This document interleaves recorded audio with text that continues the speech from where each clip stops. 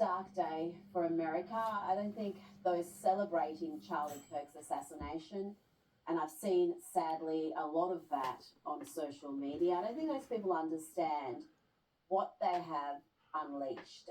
The anger, the sadness over this assassination is profound. Yeah, I think you're right. And before I spit fire, and believe me that I will, let me take a step back and talk about Charlie for a moment, and just some personal anecdotes. I considered him a friend.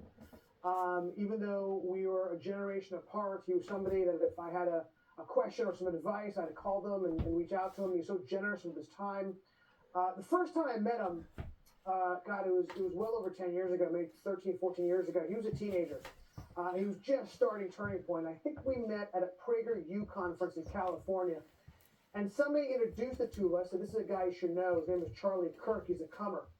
And Charlie had been fundraising for Turning Point USA, right? It was the seed, the beginning of this organization. And in our conversation, he was talking about the people he's raising money for while he was there. And for anybody who knows who raises money as investors, you keep those things close to your vest, right? That's the lifeblood, the money that keeps and creates the organization you're creating. And he mentioned one of these billionaires that he raised some money from, and I just mentioned, just casually, that's a great guy to get money from. I've been trying to reach him for years.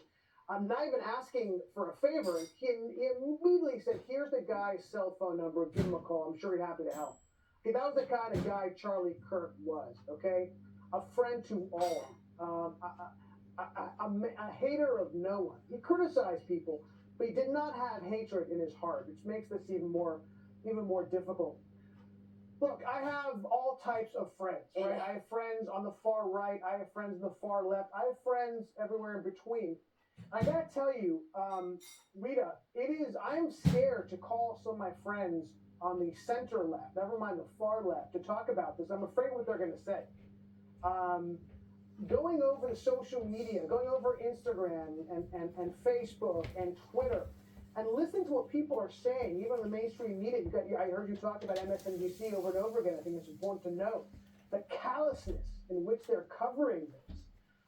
Saddens me, it scares me. And if a friend of mine said to me, oh, I'm so happy Charlie Kirk is dead, I don't know if I can talk to that person again. I got to be honest with you, Rita.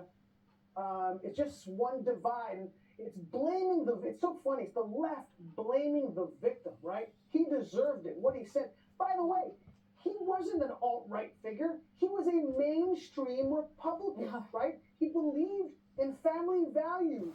He believed that if you're a woman, you're a woman. If you're a man, you're a man.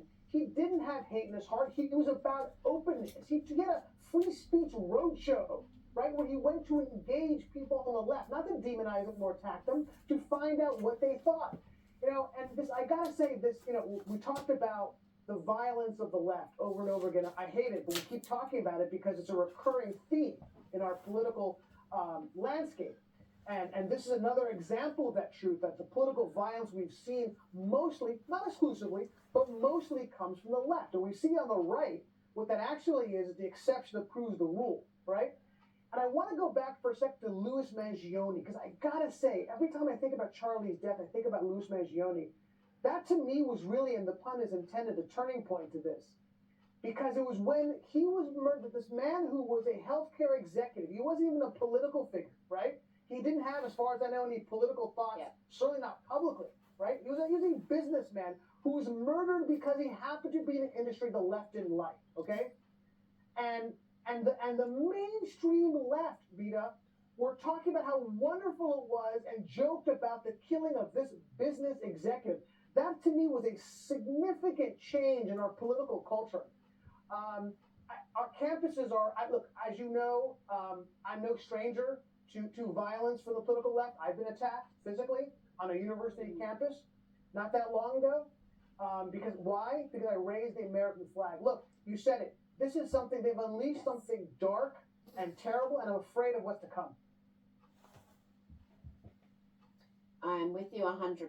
If I hear anybody in my orbit express any sort of joy or try to justify this murder, they're cut. You can't have people like that in your life. That's just pure evil. Why would you want to have that in your circle? And like you said, Charlie was hardly a radical. He just expressed very much mainstream views. Things like there's only two genders, that people should get married and raise kids, so that's where you find your greatest happiness. Yeah, he wasn't some firebrand with radical ideas, not that they would justify violence, but we are seeing violence on university campuses, and research from the Foundation for Individual Rights and Expression shows that 1 in 3 students say that political violence is acceptable. We've got 3 in 4 who are saying that shouting down someone is acceptable on campus, but 1 in 3, Army, who think violence is acceptable, to silence someone who you don't agree with, that is just chilling. It is, and yeah, that certainly tracks with my experience. It's also a feature of the left. Look, the truth is, the left has no affinity for free speech, right? They haven't for a long time. They used to be champions of free speech. I remember the days, and Rita, I'm sure you do also, where the ACLU, right, a leftist organization, championed free speech to the point where, I don't know if many of you guys remember, but when I was a kid, the Nazis were marching in a town called Skokie outside Chicago, and it was the ACLU, the left, defended their right to do that. Well, what has happened to the ACLU is indicative of the left in general and how they've changed their views on free speech.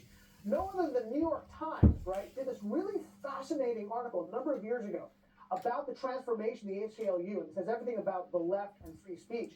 And that they had, the New York Times admitted that they have completely changed their perspective. They have become an anti-free speech organization. They have become an organization that censors people's speech, which tracks exactly with what we see on the left, particularly on our campuses, where this has been this petri dish of radicalism that we've seen, right, and violence that we've seen. Army Horowitz, thank you so much for your time tonight.